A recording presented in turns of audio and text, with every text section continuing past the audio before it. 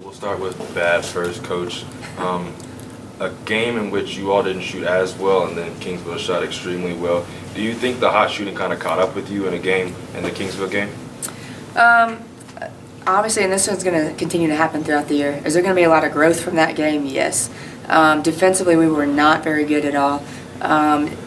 They did shoot the ball well down the stretch, but we also gave them a lot of wide open looks. And early on, that just kind of gave them some momentum as the game was going on. We've watched that film, and it's a growing experience. And obviously we have all these goals for the season, but there has to be some growth involved.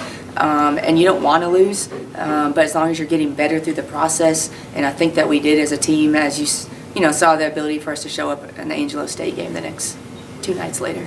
And then that was going to be my next question. Do you think that loss kind of brought a little bit of more angst, especially how you guys lost last year in Angelo State to a couple of those to come and play the way y'all did?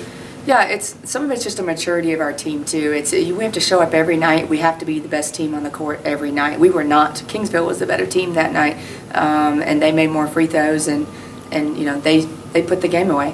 Obviously, we can't recover that Thursday game, but Saturday we knew was going to be like a regional championship type feel. Angelo State is very skilled. They have post players and guards that can score, so they just stretched us all over the court. And for us, it was this whole marathon. We took a marathon approach. It wasn't going to be this 400-yard, something sprint. It was going to be a marathon. And the first half, we would like to have it back. We missed a lot of easy shots and gave them wide open threes. But the second half is what I'm really proud of. Just the ability that we had to stay focused, kind of grind it out, fight through it. And so that's good. That's good for, we have some veterans, but then we also have, like a Delaney Nix who's in there at the very end, who's a freshman, just learning what it's like to play against an Angelo State, on the road at their place. So that's what I'm proud of, is the ability to stay focused to the end. Obviously, we had to get a big stop, at the very end of the game. We called that timeout, had 14 seconds, and Lexi made a huge shot. And Lexi's a special player, and I hope it's a shot that she remembers, for the rest of her career. But it was definitely a big team win for us, and that's going to help us moving forward as we get into some Lone Star Conference grinds. Well, no rest for the weary, of course. Now you're playing Commerce and Tarleton coming up. And so what potential problems do they pose coming up this weekend? Both teams very skilled in 2 different ways. And Commerce is quick. They love to play in the open court and transition. And they have a few new players that are playing really well for them. But somebody like a Princess Davis, who's a returner, point guard for them, that I feel like she's been around just about as long as I've been. So veteran in some of those spots. They've won 7 games in a row, so playing with a lot of confidence and lead the country. At least they did a couple of days ago in rebounding margin, I think about 17 or so a game. So they have some areas that they play really, really well, and we're going to have to really focus on the rebounding side and transition D. And then Tarleton, their strength is always scoring and shooting that basketball. So 1 through 5 can score from the perimeter, and that's what makes them unique and special. So we'll worry about them here Saturday. Commerce is kind of the main focus right now. How much of an effect does it have that Eastern went to Kingsville and won? You got to worry about this play. You got to worry about where you finish the season in the standings and try to keep an eye on that. How much do you focus on that, or try not to, as you get through this marathon conference season? Yeah, it's both. We don't look backwards in the rearview mirror, so to speak.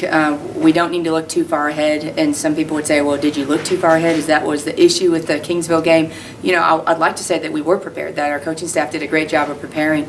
But it was a learning opportunity. And as I said, we can continue to grow and mature as a team from that Kingsville loss. But it's what's in front of us, which is Commerce. And that's the next big test. And I hope we've learned quickly from what happened at Kingsville, the grind that the Lone Star Conference brings every night, and how you do have to show up and play. And for us, we missed 11 free throws. That's a big, that's when it's a 2-point game. 11 free throws become significant and a lot. We're not going to play perfect basketball now. I don't want that just yet. We're going to keep learning and growing. And as long as we take that mindset, I think we'll be okay. Even though it was a long time ago, the last year, of course, you guys lost to both Tarleton State and Commerce. So what can you take from those losses coming into these games? Nothing really stepping into this year since we have a lot of new players, but I'm just glad to be back on the home court. Buff Nation, just to have this backing behind us. We've been on the road the last 6 games that we've played. So to get our student body, everyone's back from Christmas break now, and have that opportunity to play in front of the people that support us night in and night out, and even traveled with us on some of those road trips the last couple of days, is big and important. So for us, it's a fresh start, new year, and they have a new team, we have a new team, and we're just excited for another opportunity.